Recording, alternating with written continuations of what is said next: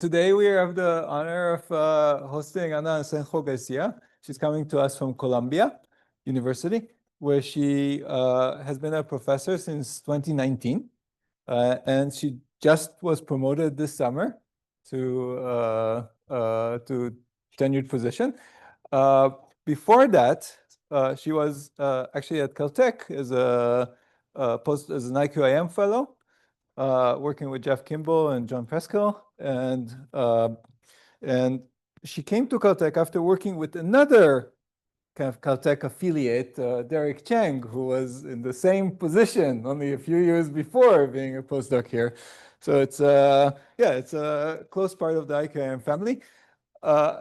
Anna won a Packard Fellowship, a Sloan Fellowship. She's an Air Force Young Investigator and very accomplished. And she's my go-to authority on anything that's like correlated photonics. And I think you'll get a very good overview of correlated photonics with her intuition and her work in this talk. So I'm really excited to hear it. So thanks for coming. And I think you need to have this. I think so. Okay.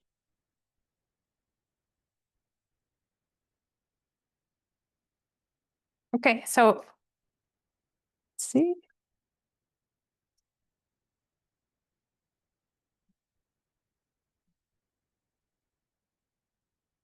Can you hear me all right?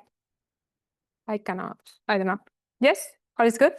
Okay, so thank you so much, Gil, for the kind introduction. It's really a pleasure to be here. I'm very grateful to Caltech. It's a place I have great memories of. I have great memories of working with Jeff, of interacting with people that were both, smart and nice. So it's really like, golden years of my life. And so today I'm going to tell you about some emergent behavior in quantum systems of many particles. And these particles live in a noisy world because they are subject to fluctuations and dissipation coming from them being coupled to the environment. And as I hope to convince you today, this fluctuation and dissipation phenomena does not need to be detrimental. And actually, it can be harnessed to generate order.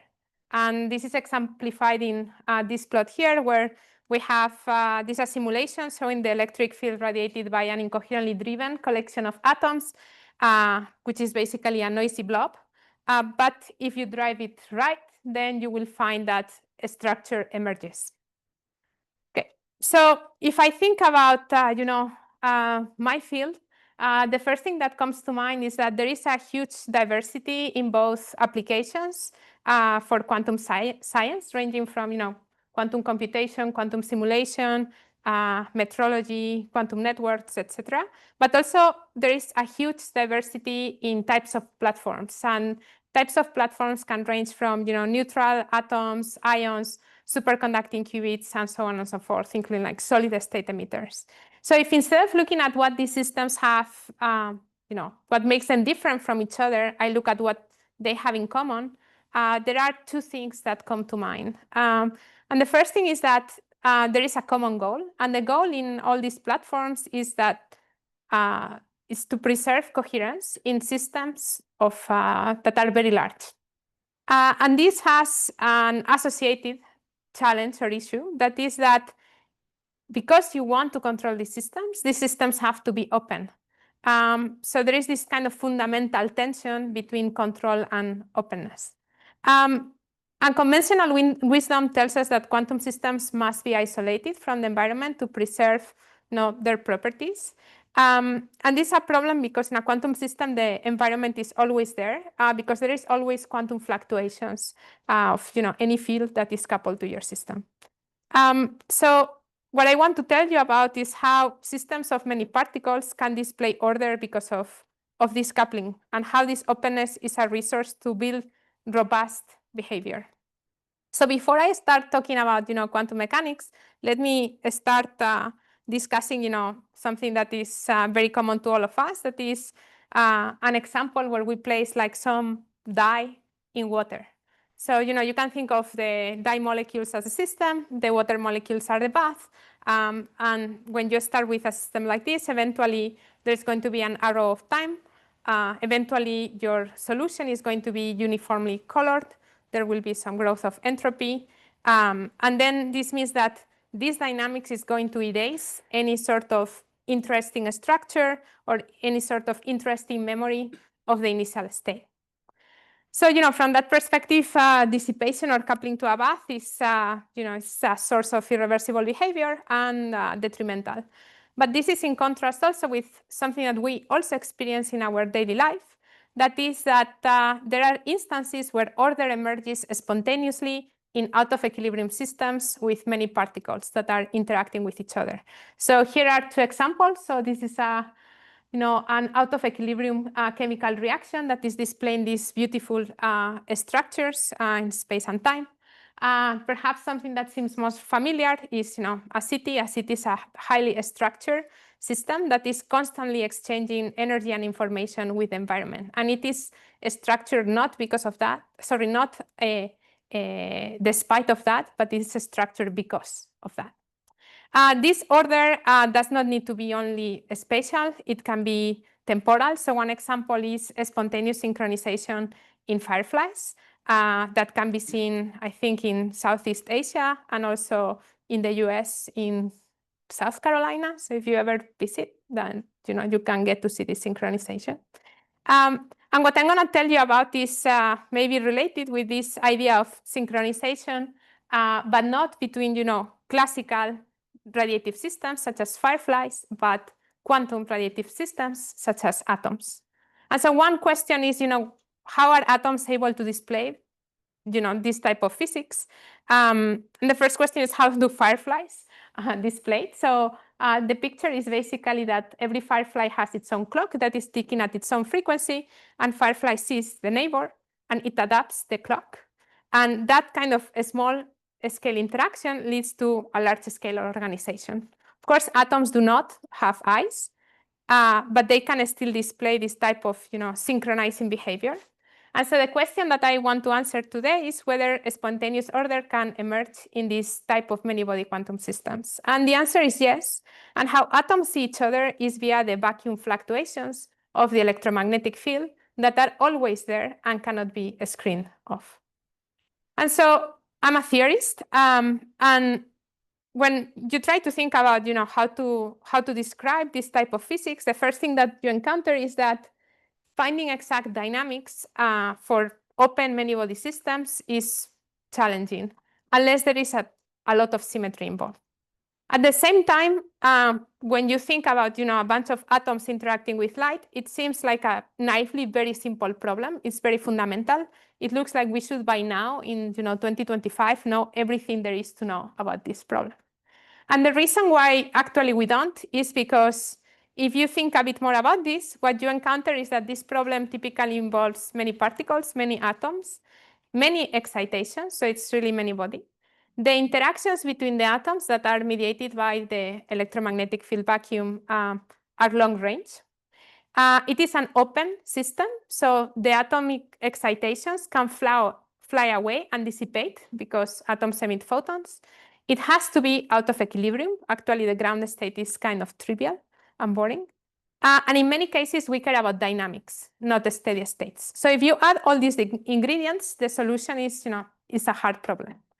Of course, I should say that there are, you may not want to compute the exact dynamics of problems like this. There are always approximations that you can make, but many of these approximations are either uncontrolled or you don't know exactly where they work and where they don't.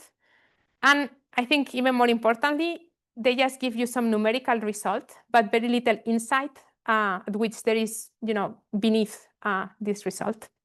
So in the talk today, I want to answer two questions or present basically our understanding of how mesoscopic or macroscopic quantum coherence emerges from dissipation, and to find simple, typically scaling laws with system size that predict whether some form of self-organization emerges in these types of systems. So I'm going to talk about three different things.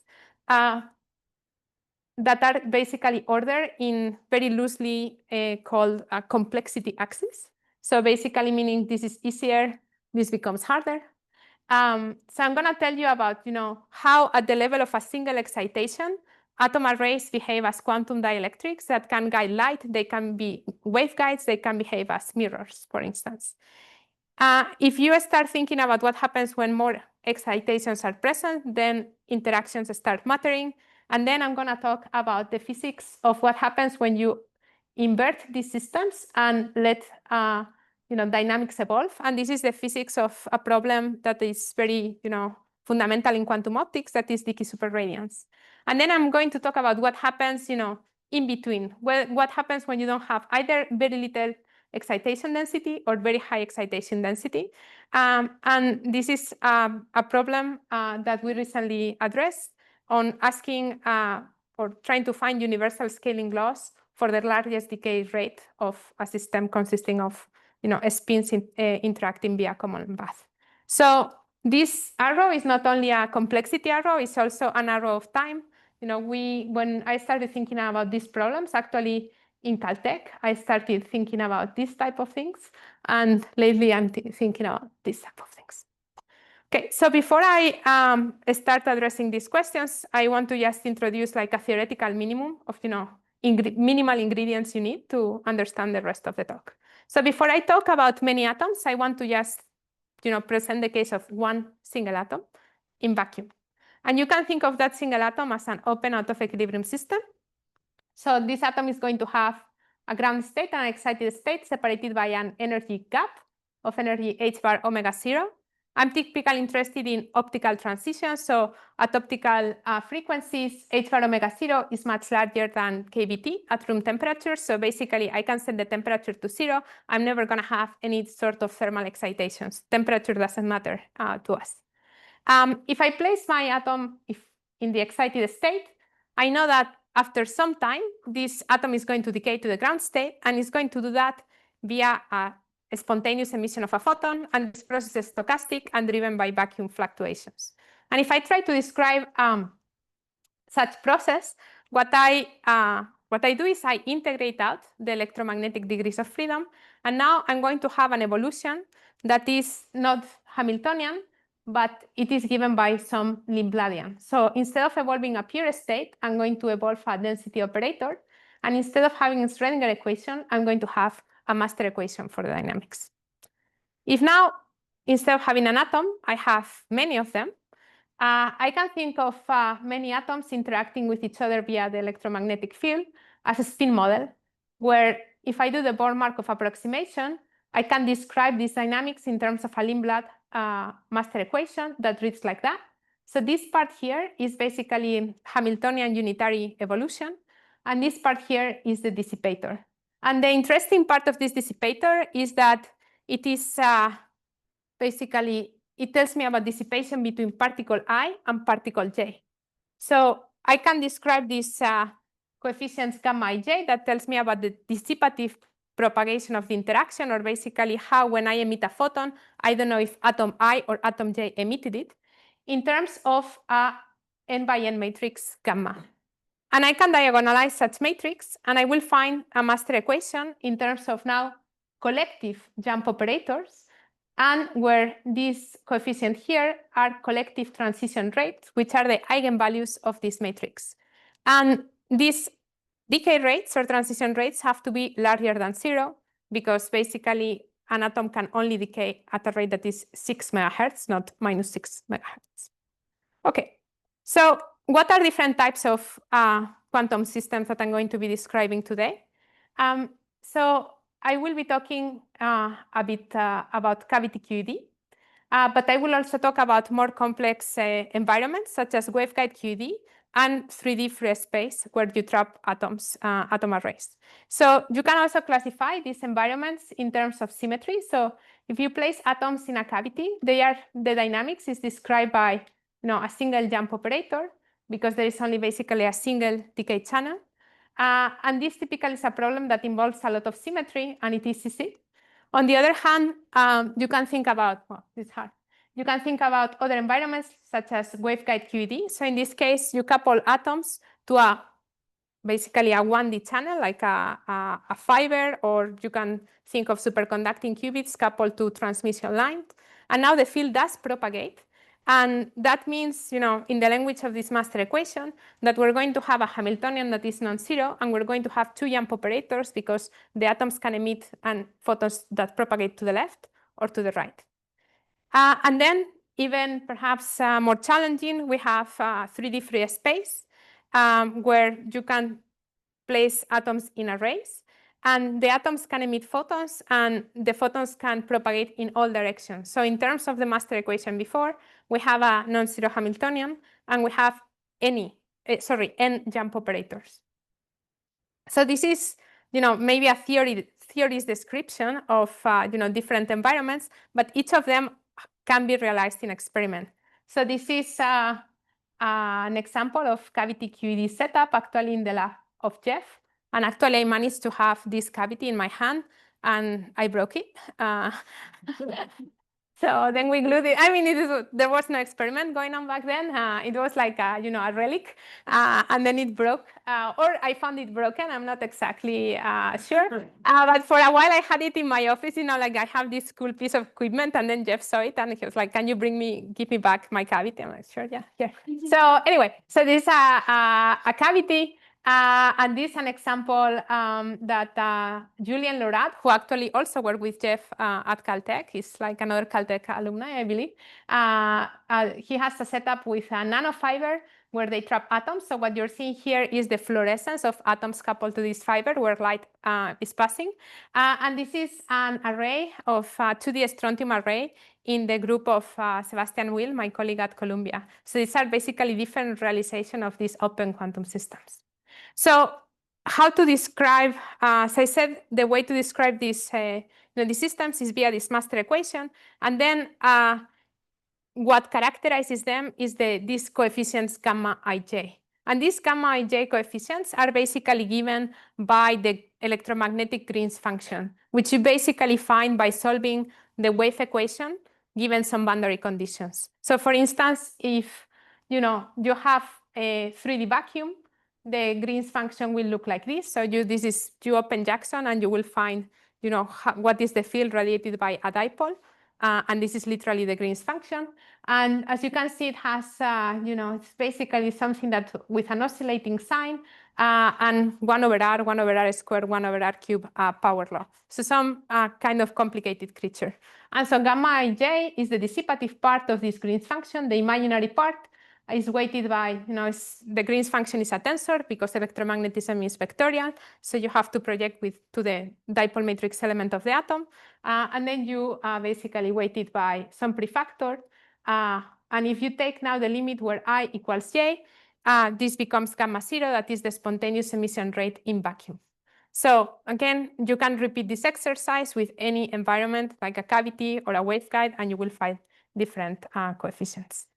And of course, in this Green's function, importantly, there will be the position of atom I, the position of atom J, and it will be evaluated at the resonance frequency of the atom. So basically, in these coefficients, you encode not only the vacuum dimension, but also the dimension of the system that you have. So this is where you will say, I have a chain, I have a 2D array, etc., etc. Okay, so now I'm going to tell you about how in these type of systems, you have both what are called dark and bright states, and you can harness them to build quantum dielectrics. So the first thing to do, or the first thing that one can think about, is what happens when you have two atoms and you bring them extremely close to each other. And you can describe the Hilbert space very simply. You will have basically two atoms can be in the excited state, the two atoms can be in the ground state, or you can have an excitation between these two pairs of atoms. And you can basically write it as a singlet or a triplet, so with a plus or with a minus. And this corresponds to what are called bright and dark states. So a bright state is one such that there is constructive interference in their decay. And this means that there is superradiance. So basically, if you prepare such a state at a time that is inverse of 1 over 2 gamma 0, on average, the atoms will decay to the ground state. In contrast, if you have a dark state, there is destructive interference in the emission, which means that if you were able to prepare such a state, the excitation will live there forever. So from a perspective of maybe storing quantum information, dark states are very useful.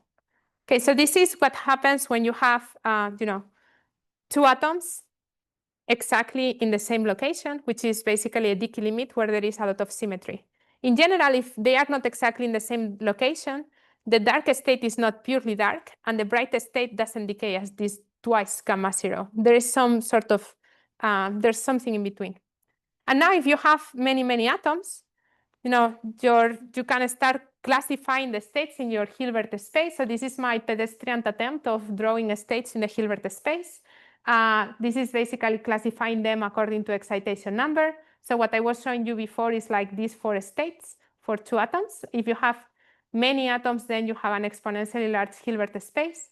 Then if you have a lot of symmetry, you may not access a large fraction of your Hilbert space. This is what happens in this Dicke limit. So basically there is permutational symmetry. And if you were to fully invert and excite all the atoms, this will lead to a cascade along the bright states, and you will never touch dark states at all.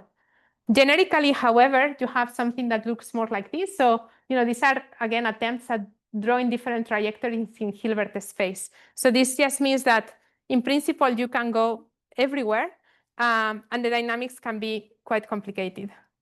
But one thing you can do is instead of describing all the dynamics, you can just try to look at, can we have dark states and bright states that involve a single excitation, but in this limit where you lose permutational symmetry?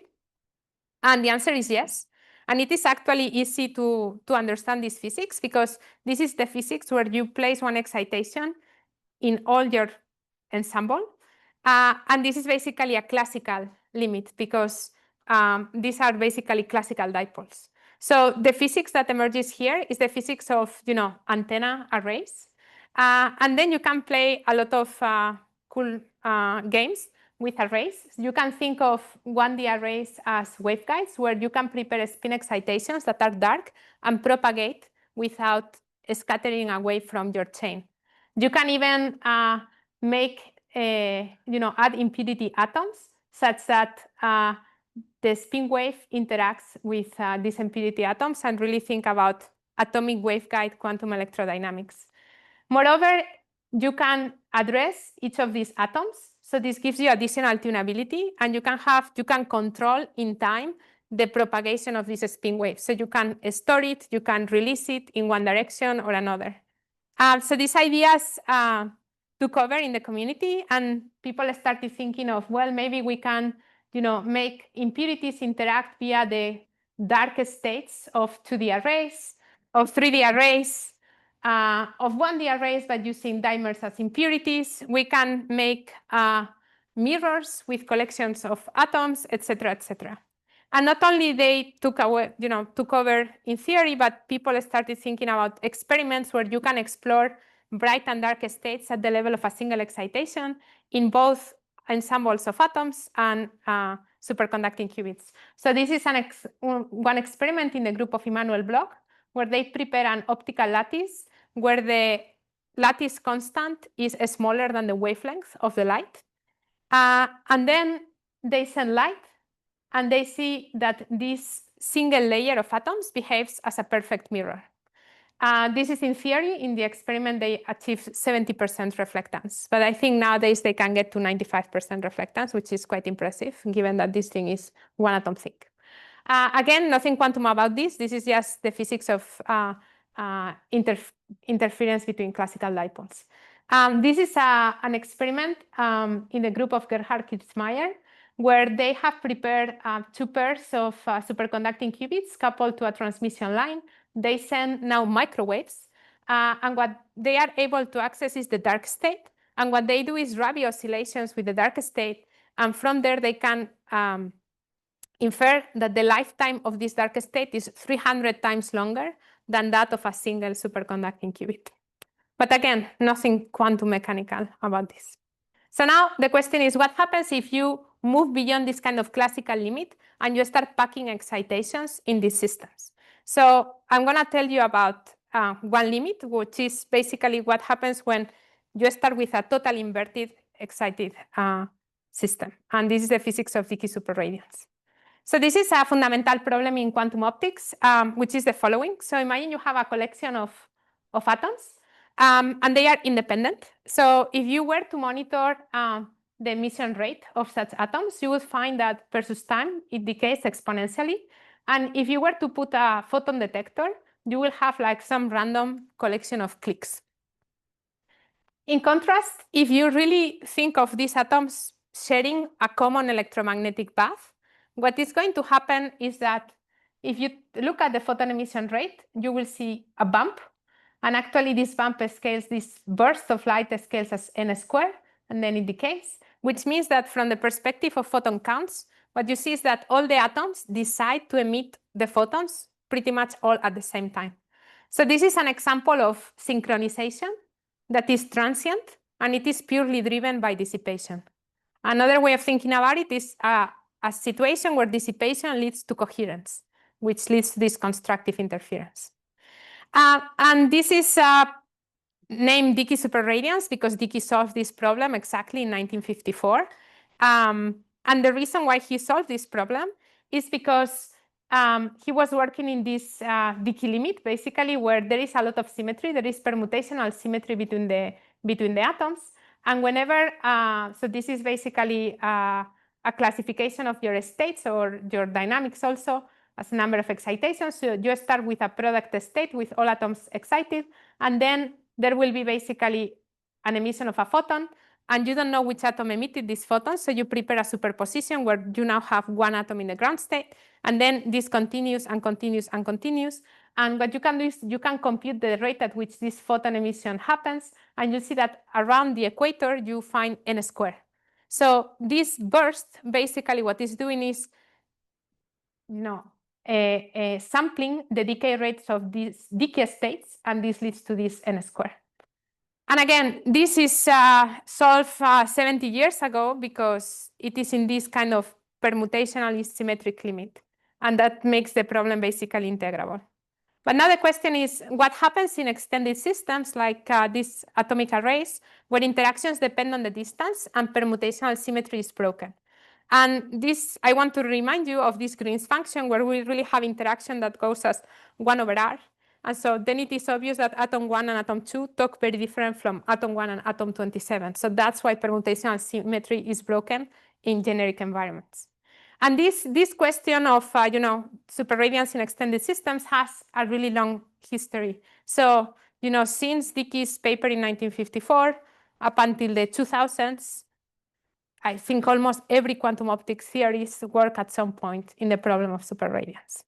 And you could say, well, what happened? Did they solve these questions? And I would say the understanding was a bit unclear for two main reasons. One, there weren't that many theoretical tools available to them. And I think even more importantly, these questions were in the 80s basically completely, fictional in some sense. Nobody could imagine that people could produce like arrays. And now comes 2024, and this is a paper in the group of Manuel Endres here, where they have trapped over 6,000 atoms in arrays. And the dimension of these arrays is pretty large. And you can start thinking about what is the quantum optics of these things, and not only thinking about it, you can go to the lab and see if you're right, which I think is very good for a theorist. So now then let me tell you what we thought about this problem and how to address it. So we can make a hypothesis that is there has to be some form of crossover between an array where everything is very tight and all the atoms fit in a volume much smaller than lambda cube. This has to reduce to the Dicke limit.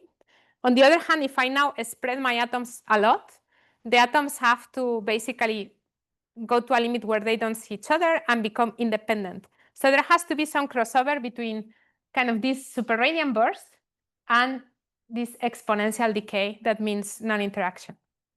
And when you go and do calculations, this is exactly what you find. And you find actually that for atoms that are reasonably close, so this is at 0.1 lambda, you'll see a burst.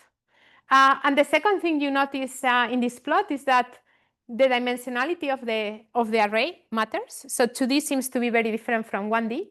And also perhaps the third thing that you may notice from this plot is that this plot is computed for 16 atoms. So 16 atoms is, for a 2D array, is 4 by 4. And so if you try to do these dynamics exactly for a 5 by 5 array, you just cannot do it. Like, there is no computer that will do that. So, if you want to try to find scalings or, what's the physics behind this, when you go to large systems, doing exact dynamics is just unfeasible.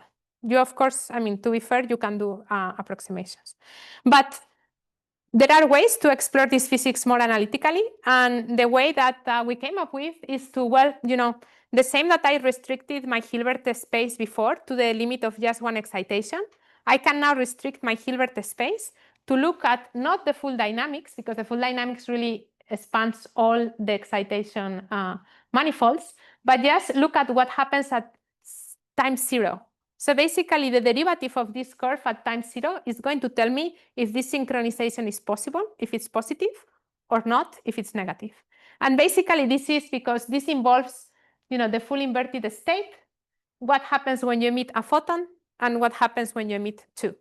And this makes sense because superradiance is an accelerated emission of radiation. So this means that the first photon stimulates the emission of the second. So just by looking at this small set of states, I should be able to find an answer for at least a minimal burst. And this actually is true. So we found a condition for superradiance to happen. That is that the variance of the set of the decay rates that I showed you before in our master equation has to be larger than 1, correctly normalized. So does this make sense? So what is the variance of a set of numbers? The variance of a set of numbers tells me how different the numbers are from each other. So let's consider a collection of atoms where the interparticle distance goes to infinity. So this set of decay rates become all gamma 0, the single particle decay rate. So it is a completely uniform distribution with 0 variance, which tells me it's impossible to have superradiance in this system. Now let's go to the Dicke limit. In the Dicke limit, there is all-to-all coupling. So now I'm going to have a matrix that is a bunch of ones. When I diagonalize it, I'm going to have an eigenvalue that scales with n, and all the other eigenvalues are 0. So this is a distribution of maximal variance. So then it's very obvious that in a cavity in the Dicke limit, you're going to have superradiance. And now the question is, what happens in between when you have a collection of atoms in free space? Well, as you start shrinking or diminishing your lattice constant, what's going to happen is that some channels, decay channels, are going to become bright, and some of them are going to be suppressed or dark. And that is going to change the distribution of these transition rates, and we're going to achieve potentially a variance that is larger than 1. And the condition for finding this variance larger than 1 changes depending on 1D, 2D, or 3D. So there is going to be a critical distance beyond which superradiance is lost. And in 1D, this critical distance is constant. And in 2D and 3D, this critical distance grows with system size. So this points to 2 things. The first one is that in principle, in 2D and 3D, no matter how large your system is, you can always find, if you put enough atoms, superradiance. That's the first thing. Even though the whole volume of the system is much larger than the wavelength. Even if the interparticle distance is larger than the wavelength, you can still have superradiance. The second thing is that there is a big difference between 1D arrays and 2D and above arrays. And this is reminiscent to the physics of phase transitions. So if you think about the Ising model, in 1D you don't have a phase transition, and in 2D and above you do. And this is because basically in 1D, there is no long-range order that is robust to thermal fluctuations. Here, what happens is that these 1D arrays, they do not sustain enough constructive interference, or there is not enough long-range order to fight against quantum fluctuations. And quantum fluctuations here is just mean that now you're emitting photons instead of the preferred direction in all other directions. So you can think of superradiance as actually as a avalanche behavior, where a dominant jump operator takes over, or one dominant channel. And as long as you keep emitting photons always in the same direction, you are reinforcing the phase that you are imprinting in the atoms. So the atoms develop some form of memory. And that's what leads to this transient synchronization. On the other hand, if now you start emitting photons in all directions, this produces dephasing and superradiance is lost. So this is another way of understanding this variance condition. So I'm happy to report that the first experiment of Dicke superradiance in an array has been recently realized in the group of Markus Greiner. So this is sadly yet unpublished, but he reported these results in a KITP program that we organized. So this is a erbium quantum gas microscope. The interparticle distance is 1/3 of the resonance wavelength, and the total lateral distance of this lattice is 10 wavelengths. And they do see a burst when they have large atom numbers. You can change your environment to be, instead of 3D vacuum, 1D vacuum. In 1D vacuum, the interactions are all too odd, but you have this e to the ikx, so there is no permutational symmetry, yet you still have superradiance. And this is some prediction that we did a few years ago that was also confirmed by the group of Arno Rosenbeutel in his waveguides. Okay, so we were happy about this, in particular when we saw that there were experiments confirming these predictions. But we were also a bit unhappy. And why I was a bit unhappy about these results is because they tell me something about something very specific, right? Which is, what happens when you have this inverted state and the dynamics of such a state. But it doesn't tell me something more general about, dissipation in systems composed of many particles that can, may not be coupled to an electromagnetic environment, may not be atoms, may not be all inverted. So this is something that I want to address in the last part of the talk. And so the goal of this part of the talk is to present you some universal scaling laws that we found for correlated decay. And so you can think of correlated decay in two ways, depends on the, what you're working on. So if you try to build a quantum computer, a quantum simulator, if you want to build some metrological device, correlated decay is absolutely terrible, something that should be avoided at all costs, because, for instance, in a metrology experiment, it limits the time you have to do an experiment to prepare your state and to measure with it. In a quantum computer, it may take you out of your computational subspace. In a quantum simulator, it leads to errors. But on the other hand, if you are a quantum optician, you may be interested in correlated or collective decay because it is the resource to make interesting new light sources, such as the superradiant laser that relies on superradiance. And there are also interesting out of equilibrium phase transitions that rely on correlated decay. So, when confronted by this plethora of applications and systems, what we thought about is maybe we can find some general rules that are applicable to all these type of experiments and purpose. And so I'm going to tell you about this. And the question that we want to ask is, what is the maximal decay rate of a quite broad class of Markovian quantum systems? And this is work that was done in collaboration with many people, but in particular, and very importantly, with Dariel here, who's sitting there, who was key to the whole endeavor. Anyway, so what is the goal of this project is that we want to find scaling laws for correlated decay. A scaling laws means scalings with n, which is the number of spins or particles. The hypothesis that we have is that the environment and the arrangement of this particle is going to play a role in this scaling. And the result is that actually I will show that it's possible to find simple universal scaling laws that can be obtained easily. And easily means that if I give you the recipe, you can put it in your computer and your computer will spit that out in a polynomial time. So now let's forget for a second about atoms and photons, and let's consider some generic Markovian many-body system that is basically a bunch of interacting spins. Is described by a master equation where now gamma ij may not be anything related with a Green's function. It is just can be written as an n by n matrix that is positive semi-definite. And this is required because I want a completely positive trace preserving evolution. So the maximum decay rate is basically the rate at which the system loses these excitations, which is basically this, and using the master equation can be recasted in this form. So if you look at this expression, it kind of, you may think, well, this is a Hamiltonian. And actually, you can show that finding a maximum decay rate of an open system is equivalent to finding the ground state of a closed system.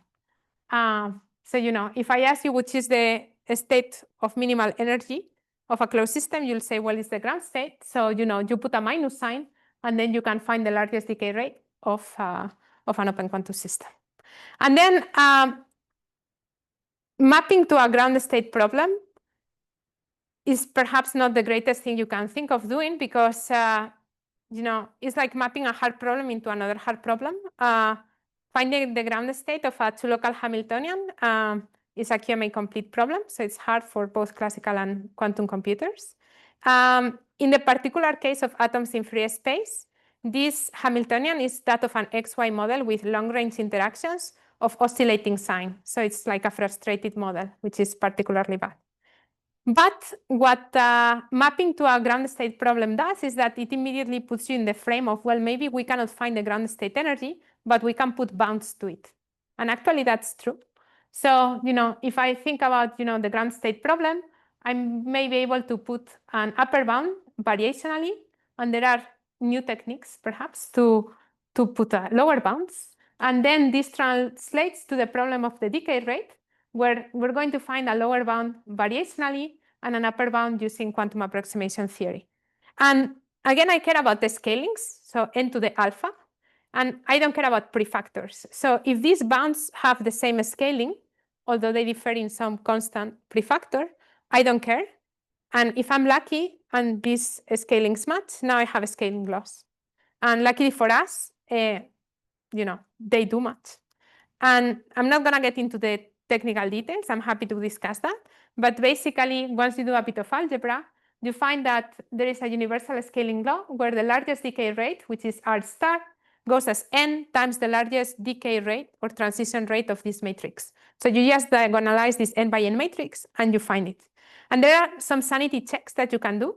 So if, for instance, you take non-interacting particles, this gamma matrix is basically a diagonal matrix. The largest eigenvalue is just an element of this diagonal matrix, does not scale with n.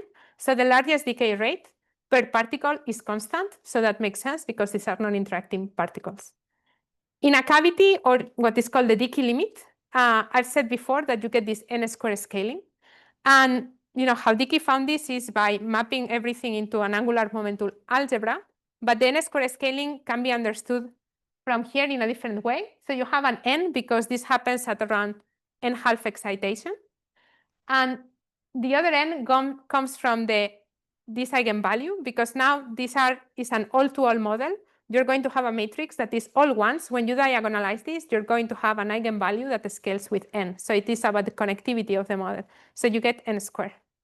And then the question, what happens in between these two limits? And well, the answer is, this is what happens. You just need to build your matrix and diagonalize it. And then maybe one thing that is kind of interesting is that this scaling is not related to entanglement. So we expect the state that decays the fastest to be generically entangled, as you would expect a ground state of a Hamiltonian. But you can bound the scaling by using product states. And that's we found that to be kind of funny. I'm happy to talk about why this is the case. So now I can take this scaling law and use it to understand the problem of arrays of atoms in free space. And what we can do is we build our atomic array. We do again a little bit of algebra, and what we find is that the largest decay rate for a d-dimensional array in free space scales as n to the 3/2 minus 1/2d. So what does this mean? What this means is the following. If I have a 1D chain in free space, even though the atoms are interacting quite strongly, you would say, because it's a 1/r tail, the largest decay rate is the same as if the atoms would not be interacting at all. However, as you increase the dimensionality of your ensemble, the largest decay rate starts scaling superlinearly. Another thing is that this scaling is universal in the sense that it does not depend on the geometry of the lattice, nor on the direction of the dipole or the polarization. And it's also robust to certain amount of disorder. So this is some analytical results. We can check this numerically. So what we did is we took the computer, built our arrays for different lattice constants. And we, I think we did fits up to 60,000 atoms. We extracted the scaling of the largest eigenvalue into the alpha. And this is a plot of alpha versus lattice constant.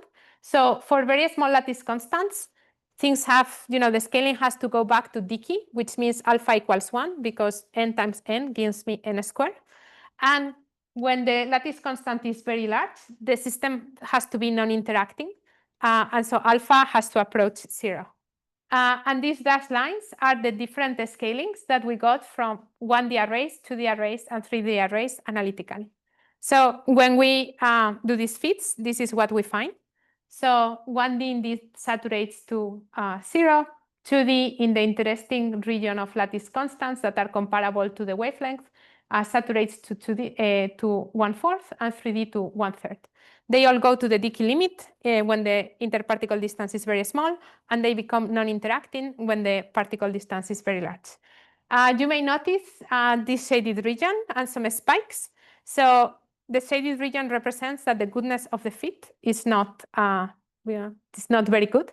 The spikes, even though they look noisy, they are actually not noise. This is associated with unclapped processes in crystalline lattice.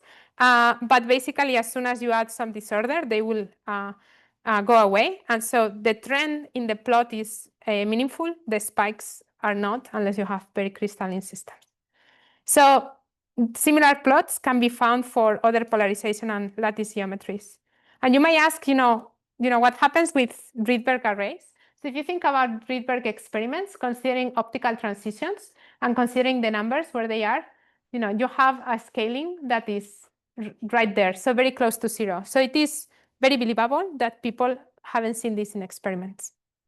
Okay, so then given this scaling loss, the natural question is, what's next? So this scaling loss set bounds to the decay rate of any dynamically achievable state that you may be able to prepare. And so that implies that has some consequences, in particular in two problems that I want to discuss a bit. The first one is what happens with quantum computers built with Rydberg arrays. And the second is what happens with superradiant lasers, where now you're going to try to have superradiant lasers in free space and not in cavities. So if we think about collective decay in quantum simulators and processors, this leads to errors. And this is an example of a specific atomic level structure. I think this is the state that Misha Lukin recently is using. I guess Dolev here is using for the quantum processors and quantum simulators. And so this state can decay into many different states. But in particular, it can decay via microwave transitions to these 2p3 halves.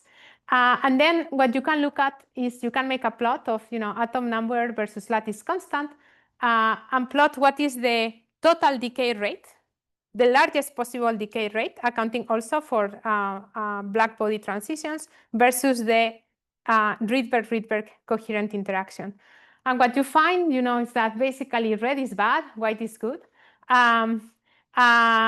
And if you place here the current state-of-the-art experiments for quantum computers and quantum simulators, they live in a quite good region where basically the total decay rate is not significant given the Rydberg-Rydberg interaction. And more importantly, the total decay rate is dominated by independent processes, actually black body processes. So collective decay is not a source of error. However, if you start going up and you start thinking about much larger systems, eventually collective decay can be the dominant source of error. So, if I think about the threshold theorem. This tells me I can correct for errors, given that I have some constant error rate. But if I scale up the system, then I don't know what happens. So should we all worried?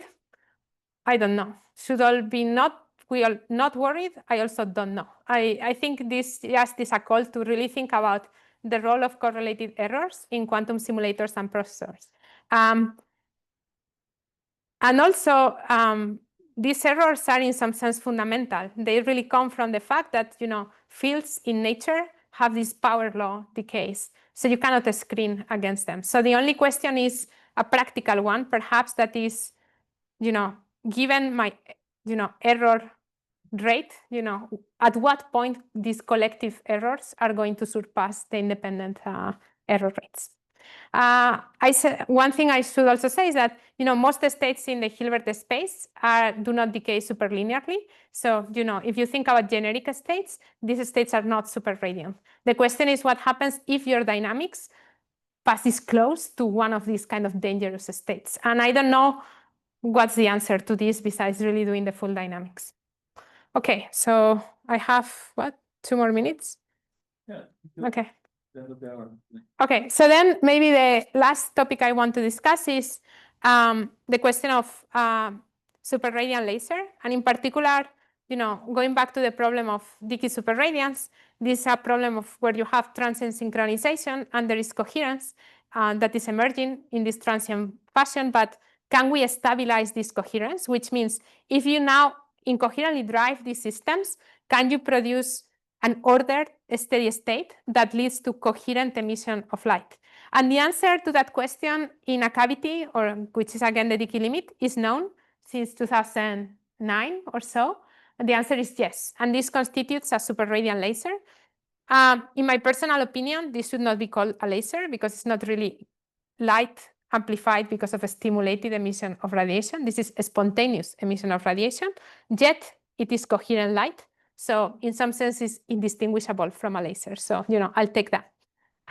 So the question is, what happens now if in other type of environments? And is the answer obvious? And the answer is very far from obvious, because in a cavity, in some sense, atoms have no free will.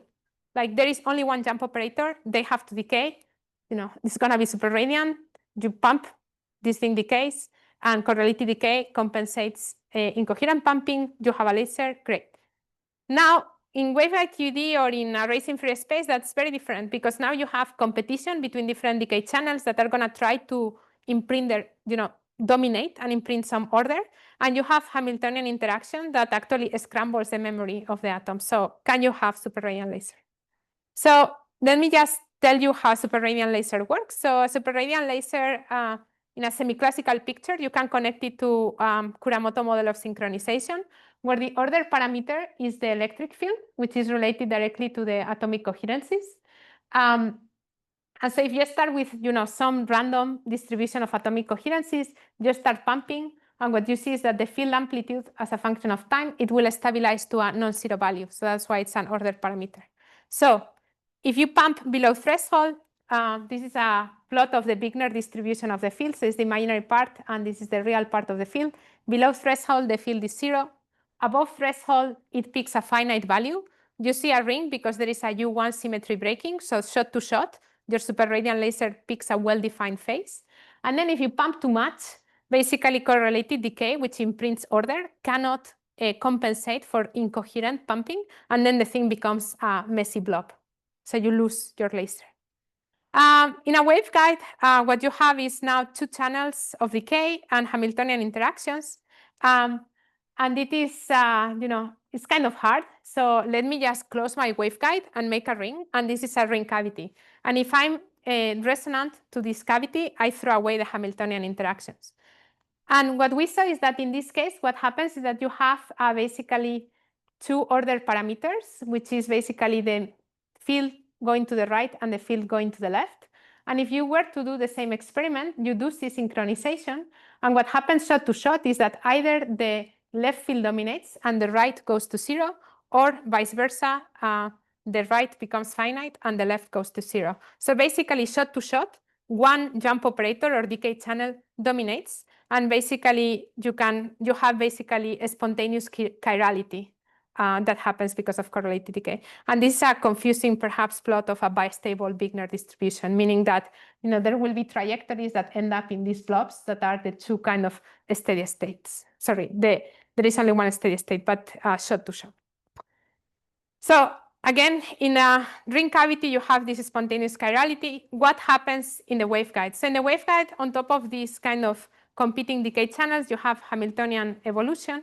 And what this leads is to phase separation. So the right part of your chain locks to the right, the left part of your chain locks to the left, and in between there is some sort of domain wall.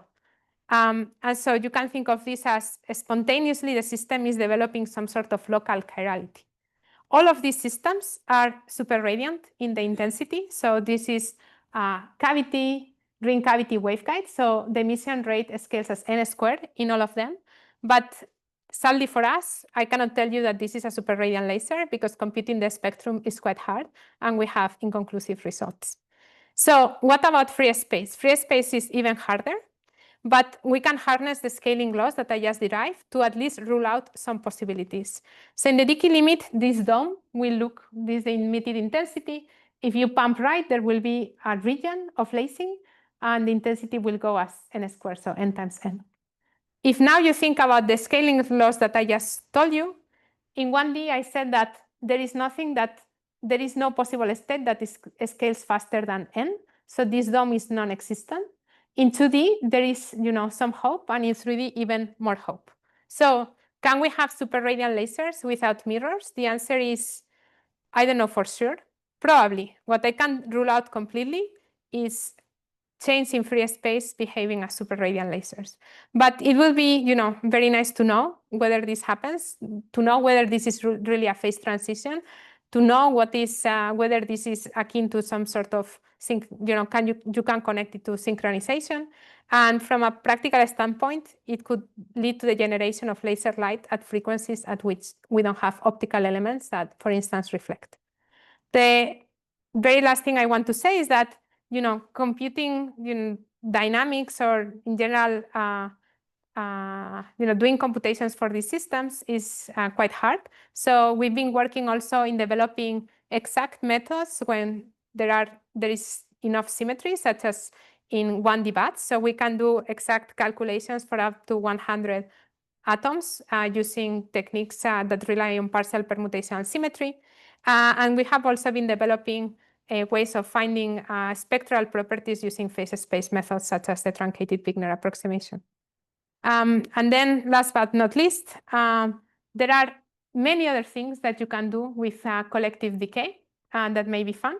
So for instance, you can encode information and do gates on the collective states, and you can use just 3 qubits to generate cluster states or GHZ states with photons.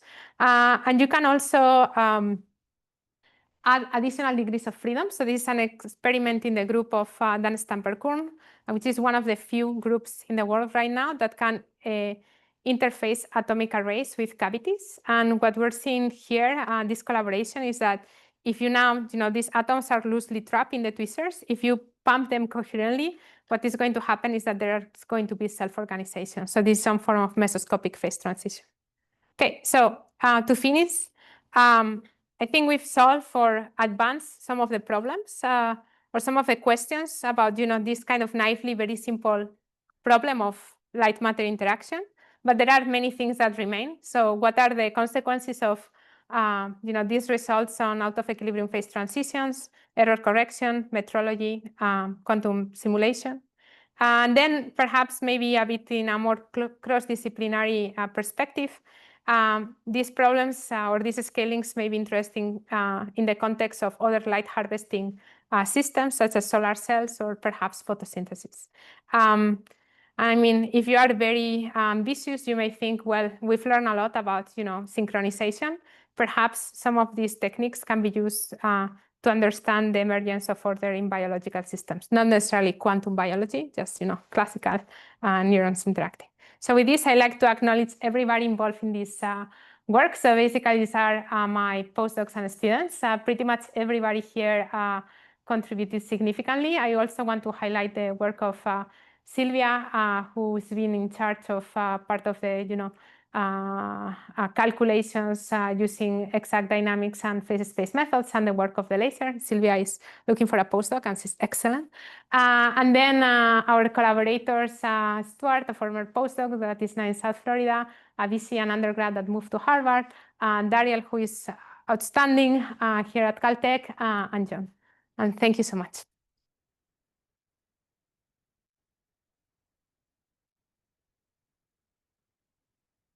Wonderful. Questions? Maybe I can start. So a lot of the phenomena with the Dicke superradiance, etc., relies on having atoms in two states that have two states available, right? The constant and the excited state. How does the phenomena change if we think about systems like transmons, which are almost like oscillators but with some detuning? Yes, so that's a really good question. So this is something that Matti Silveri, who is in Finland, addressed. So you can think of, transmons are basically anharmonic oscillators. And he actually calculated, what is, can we have Dicke superradiance in this limit? So if you go to the fully bosonic limit, so no anharmonicity, you see that this is not possible because basically, I guess there are two reasons. The first one is that you don't have this perspective where, or you don't have a clear initial state. So there's, like when I think about full inversion, I know what this means in a collection of spins, but I don't have that same, idea in bosons. And then second, the fact that you have so many states available for bosons means that when they are highly excited, they can also decay very rapidly. So you never go through this kind of burst. And then this burst is recovered as you increase anharmonicity. So there is like a smooth crossover between, like losing the burst completely at zero anharmonicity and restoring it completely at maximal anharmonicity. Yeah, but then, you can add also other degrees of freedom, like multiple ground states. So superradiance can occur there. So, but yeah, so some of these questions are easy. Some of these questions are harder. But this in particular, the answer is known since like a couple of years ago. Yeah. Thank you. Good question. Yeah. So question about the problem caused by this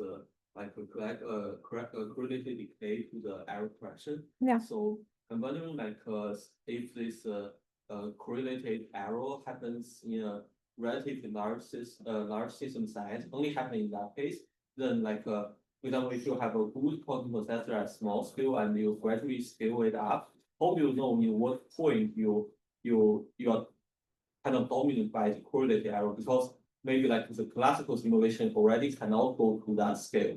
Then how do you know dominated by this or it's still dominated by others? Yeah, so the answer is I don't know, because I think for that you really need to do the full dynamics. What I can tell you is, and actually this is what this plot shows, is this is the worst scenario in some sense, which is I'm going to assume I'm preparing one of these dangerous states, and what is the decay rate of such a state compared to the dipole-dipole Rydberg. And that part I don't need to compute any dynamics. So if you're safe from this perspective, then you're safe all along, which means, if you are below this line here, this means that independent decay is your maximal, like your dominant error source. So your collective decay is never a problem. However, if you cross this line, then you may have trouble. What I cannot tell you is you are definitely going to have trouble, because for that I really would need to compute, the full dynamics. But to give you this estimate of worst scenario, I don't need to compute the dynamics. I just can assume that you are in one of these bad states. And I also don't know what is the state that decays at the maximal decay rate, but I know that there are product states that decay like that. So I just prepare this state and compute the decay rate, which is trivial to do because it's a product state, and then I can generate this plot. So does that answer your question?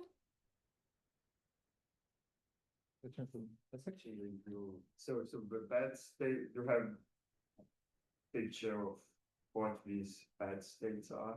Yes, we do have a picture of what these bad states are. So the simplest way, at least a subset of this of these states. So okay, in the Dicke limit, a bad state is a Dicke state, right? A bright decay state is a bad state because superradiant.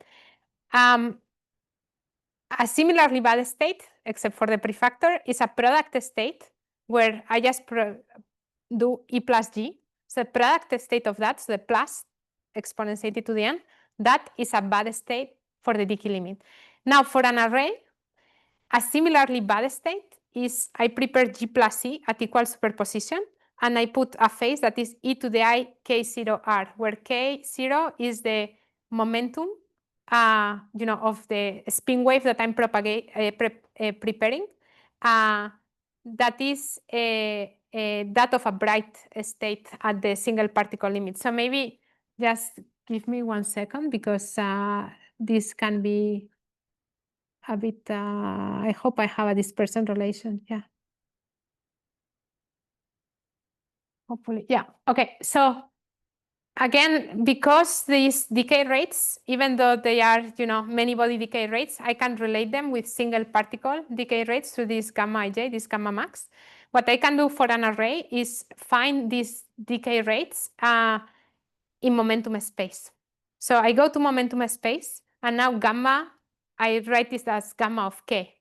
And so now I'm going to have a Brillouin zone that is, the boundaries are, set by the interparticle distance. And then on top of my Brillouin zone, this is for a 2D array, I'm going to have the light cone. So the light cone is basically defined by the spin waves that have a wave vector that is compatible with light propagation. And in free space, that's not any wave vector. The maximal wave vector is omega 0 over c, because for a given fixed frequency, photons do not have arbitrary momentum because there is a speed of light disconnecting them. So exactly at the boundary, these are where the most radiative spin waves live. So if I prepare a spin wave with this momentum, that is going to maximally decay, like fast, decay the fastest. So if I prepare product states with this wave vector, that will lead to a maximal emission. So I mean, that's an example. Again, there are many other states that may also decay like that. But this is actually the ansatz that we use for the lower bound. It's a product state with this wave vector. Yeah. Does that answer? Yeah. A related question to this. Do you know if there's a way to engineer some sort of specific disorder that can, for example, suppress these maximum decay states? Yes. Can you just sort of like kill a row of atoms in your array at this Yes. K spacing? Yeah. So okay. So I guess I have good news and bad news. So and also good news and bad news depending on whom you ask. So I said that these scaling laws are robust to disorder. It's more than this. They are robust to arbitrary disorder, at least the upper bound. So the upper bound you can also find in perfectly disordered systems. And that in the beginning was a bit surprising because we were finding these scaling laws actually by an argument like this. So you just look, you can solve exactly the Green's function in momentum space, the imaginary part, which is this thing. So this is the analytical expression. You just say that close to the edge, to the edge of the light cone, you place yourself there, and then what a finite system does is to create a grid of this Brillouin zone. So depending on how many atoms you are closer and closer to this divergence. So that leads to this n to the 1/4. So you can repeat the same thing and you will get the 1D, 2D, and 3D scaling laws. But this is really related with this concept of Brillouin zone. So we were very surprised that a fully disordered system also has this large decay rate that scales the same. And the reason is that there is a deeper answer, which is an opticsy answer, which is the optical depth. So basically, you can think of these arrays as emitting in some collimated fashion. So, you can relate the solid angle of emission to the actual dimension of the array, and it doesn't, or the ensemble, it doesn't matter if it's ordered or disordered. So from that perspective, disordered systems also have the possibility of decaying very quickly. On the other hand, if you really do dynamics, my feeling is that you will not find a lot of superradiance but it's also not that great, the answer, because the fact you're going to have now dipole-dipole interactions of coherent type, not Rydberg type, but just like directly like mediated by the real part of the Green's function, 1/r³. When you bring atoms very close, this is going to shift their energy and it's going to decouple pairs of atoms from the ensemble. So that kind of reduces the collectivity. On the other hand, you may not want to do, quantum computing in a very disordered cloud because of exactly the same reasons. So, yeah, does that answer? I mean, it would be interesting to find, I mean, there are also the coherence-free subspaces. You could try to work in those, but I mean, they have also some, issues.